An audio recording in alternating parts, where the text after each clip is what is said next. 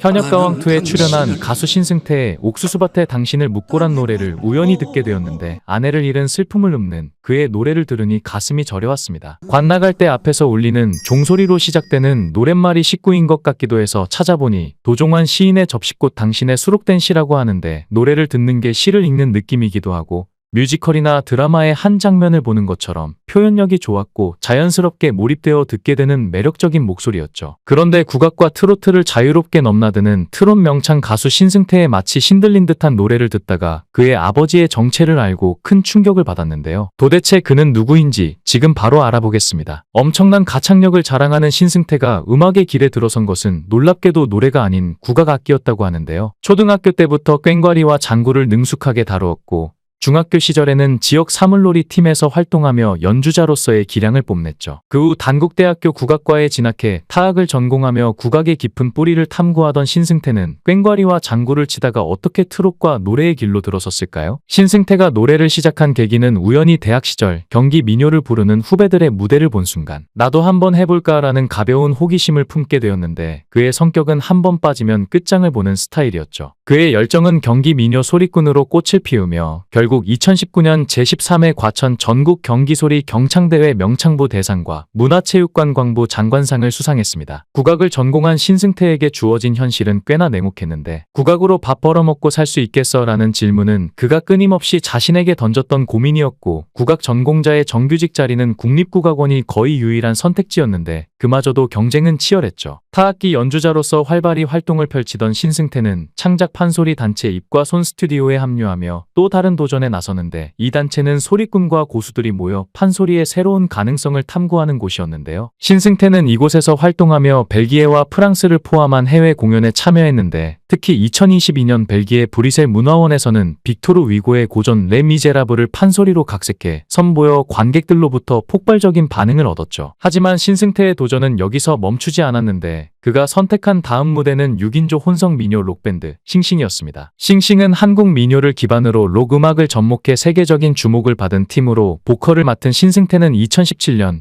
뉴욕에서 열린 월드 뮤직 페스티벌 글로벌 페스트와 미국 공영방송 NPR의 인기 프로그램 타이니 데스크 콘서트에서 공연을 선보였는데 특히 타이니 데스크 콘서트는 방탄소년단보다 먼저 출연했다는 사실로도 화제가 되었죠. 싱싱의 해체는 신승태에게 또 다른 전환점이었는데 이미 국악과 민요 록이라는 독특한 영역을 개척한 그였지만 이번엔 트로트라는 새로운 도전에 뛰어들어 2020년 첫 싱글 앨범 사랑부를 발표하며 트로트 가수로 데뷔했습니다. 데뷔 초부터 모든 것이 순탄하지는 않았는데 같은 해 TV조선의 내일은 미스터트롯에 참가한 신승태는 트로트 경연에서 많은 주목을 받았지만 아쉽게도 예선에서 탈락하고 말았는데 트로트라는 장르에서의 경험 부족이 가장 큰 약점이었죠. 그러나 신승태는 이 실패에 주저앉지 않았는데 KBS ETV의 트롯 전국체전에서 놀라운 성장을 보여주며 최종 4위에 올랐습니다. 초기에는 다소 부족하다는 평가를 받았던 신승태의 트로트 실력은 시간이 갈수록 무섭게 향상되었고 전문 평가단은 매 무대마다 그를 극찬하기에 바빴는데 트로트 경험은 적었지만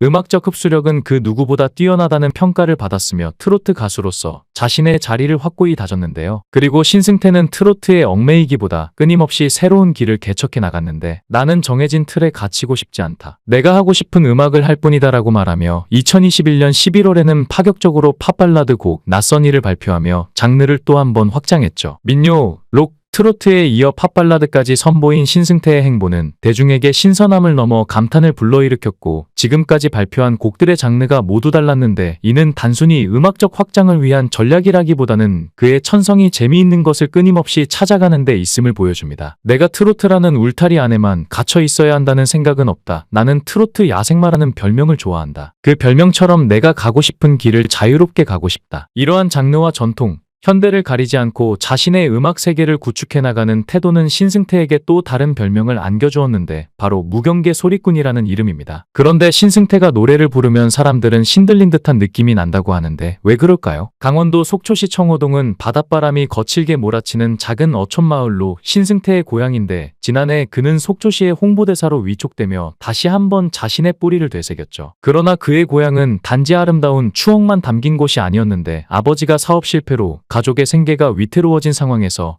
어린 신승태는 세상의 차가움을 일찍이 배워야 했습니다. 서울로 대학 진학을 위해 올라왔지만 신승태를 기다리고 있던 건 더 큰 현실의 벽이었는데 등록금은커녕 레슨비조차 낼 형편이 되지 않았죠. 학교에 입학했지만 그저 앉아있기만 할 수는 없었는데 공연을 뛰며 학비를 벌어야 했고 그는 공연장뿐만 아니라 구판에서 장구를 치고 노래를 부르는 알바를 시작하게 됩니다. 신승태는 친하게 지내던 무당이 권했어요. 장구를 치며 구판의 분위기를 돋우는 일인데 알바비가 꽤 쏠쏠했죠. 그 일이 아니었다면 아마 학교를 다니지 못했을 겁니다라고 말했는데 구판은 단순히 장구를 치고 노래를 부르는 자리가 아니었고 거기엔 삶의 희로애락이 그대로 녹아있었죠. 구판은 사람들의 극한의 슬픔과 고통이 뒤섞이는 자리였습니다. 누군가의 절박한 기도와 애원이 담긴 곳이었죠. 저는 거기서 노래를 부르며 그들의 마음을 함께 풀어주곤 했습니다. 그는 단순히 돈을 벌기 위해 그 자리에 선 것이 아니라 삶의 비애와 기쁨을 몸소 느끼고 배우는 시간을 보냈는데 구판은 신승태에게 특별한 의미로 다가왔습니다. 무당이 신을 모셔오며 접신하는 순간 인간의 감정은 극으로 치닫게 되는데 그 과정에서 소리꾼으로서의 신승태는 단순한 음악인이 아닌 인간과 신의 경계에서는 중재자의 역할을 하게 되었죠. 신승태가 구판에서 배운 건 인간의 한과 절망 그리고 그 너머의 희망이라는 깊은 내면의 소리를 배웠고 그렇기에 그의 목소리에는 사람의 영혼을 끌어당기는 힘이 있습니다. 신승태의 노래를 듣다 보면 나도 모르게 마음이 울컥한다. 많은 이들이 그렇게 말하곤 하는데 구판에서 익힌 인간의 감정과 삶의 깊이를 노래 속에 담아내기에 가능한 일이죠. 나는 무대에서 그냥 부르는 게 아닙니다. 내 안에 들어온 모든 것을 쏟아낼 뿐입니다라고 말하는 신승태의 무대는 늘 강렬한데 관객은 그의 목소리에 빨려 들어가고 그의 장단에 마음을 맡깁니다. 10년 전 신승태는 서울에 올라올 때 단칸방에서 시작했는데 아버지의 사업 실패로 무거워진 짐을 지고 홀로 서기 위한 첫 발걸음이었죠. 공연을 뛰며 학비를 벌어야 했고 그 과정에서 구판까지 오갔지만 그는 포기하지 않았고 밤이면 무대에 서고 낮에는 학교에서 국악을 배워가며 주경야독의 삶을 이어갔습니다. 신승태의 부모님 역시 아들의 성실함에 힘을 얻어 새로운 도전을 시작했는데 그 결과 서울 서초구 반포대로에 오픈한 물회 전문 식당 속초항 뱃머리가 성황을 이루며 많은 이들의 사랑을 받게 되었고 맛깔스러운 물회와 정겨운 분위기로 입소문이 퍼지며